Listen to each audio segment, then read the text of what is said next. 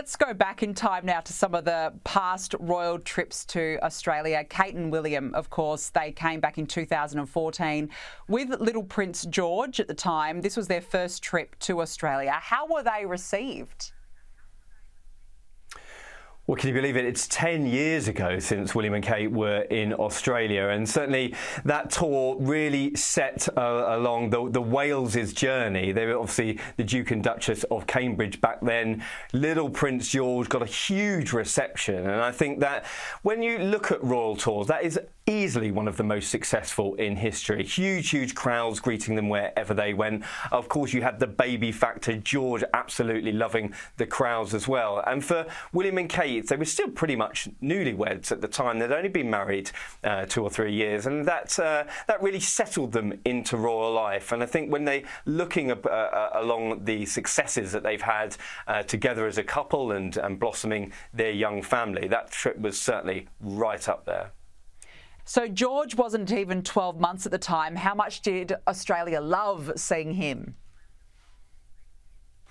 Well, we all love a smiling baby, and the Aussies were no different. I mean, George was not even 12 months old, and at Taronga Zoo, the pictures of him with the bilby, they went absolutely all over the country and around the world. This was Prince George in his element as just a little kid, and we don't normally see that interaction with the young royal children too much, but William and Kate were really keen to introduce him to Australians, and I think that tells you a lot about what they're about as a family. They knew about the fact that they wanted to introduce George at a very early stage to royal life, and he's gone from strength to strength as he's got older. Of course, he's going to have a hugely important role within the royal family, being a future king, and I think that really set him on the path to success. And the couple also followed in the footsteps of Charles and Diana, because they also visited Uluru. There's a lovely image of both Kate and William, and then, of course, the original image of Charles and Diana. And when you think back, both tours are very similar because they both brought a baby with them. Well, Kate and William's tour was always going to be compared to Diana's and Charles's, and both tours very similar in terms of bringing a baby to them as well. But what was different about Kate and William's was the affection shown between them that was pretty much lacking from Charles and Diana as well. You can almost see the cracks of their relationship appearing before our very eyes when they were down under. But for Kate and William, their trip to Uluru was really special, and the fact that they left Prince George behind, because he was only 12 months old, it was very important for them to pay tribute to such a sentimental place. And I think when you look at the success of royal tours, that was a really good decision to get out to not only the public but to visit the traditional elements of Australia and pay tribute to such a special place. Let's talk about Prince Harry in his single days. He was certainly very popular with the women here in Australia. At one point, he got a marriage proposal. Women tried to kiss him. How popular was he back then? Well, of course, it was a very different world for Prince Harry when he was last in Australia. As a single man, he was having marriage proposals, young women were throwing themselves at him, and he was taking it in his stride. I think he really liked the attention. He liked being the sort of joker of the royal pack. But very different for Prince Harry now, and living in America, a wife, 2 children. I think we've seen him grow in a certain aspect, but perhaps missing a bit of the mischievous side that he had in his younger days. How would you describe Harry and Meghan's tour of Australia back in 2018? Well, I remember Harry and Meghan's tour of Australia because I followed it inch by inch, day by day, and it was an absolutely packed schedule when we were there in 2018.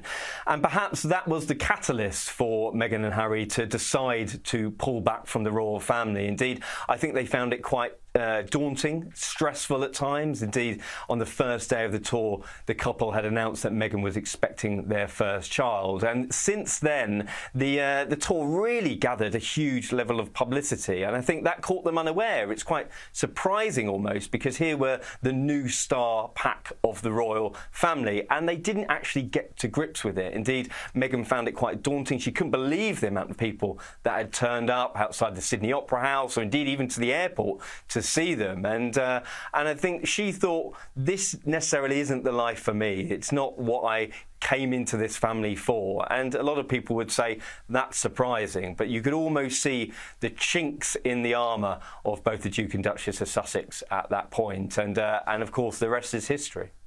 So do you think then Australia broke the couple? I mean, they spoke about this being the trip that changed everything. There's certainly a real argument for saying that Australia broke Harry and Meghan. Indeed, it was one of the catalysts, I think, for them leaving the royal family. They didn't really get to grips with the popularity of the tour. There were thousands and thousands of people at all different parts of that tour who wanted to see them. And I think Meghan really found that difficult to get to grips with. And it wasn't soon after they were having conversations about leaving the royal family and made that decision finally in January 2020 and blew it up from the inside. But it's interesting when you look back at the tour of the strains and pressures. Of course, Meghan had just announced that she was pregnant, and I think that all of this encompassed into finding it quite stressful. And it really is a case of what could have been for Harry and Meghan. And even though Australia tour was such a success, it's really unfortunate that we're not going to see another one of them as part of the royal family. Camilla has accompanied her husband many times to Australia, but this will be her first as Queen. How fond is she of Australia?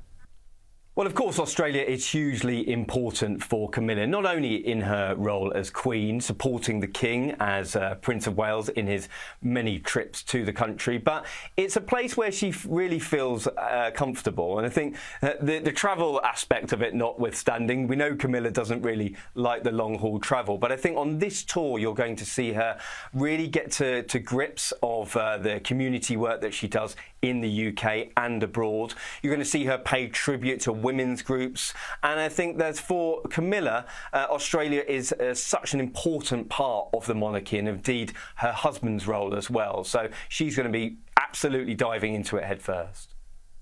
Overall, Russell, why do you think the royals keep coming back down under?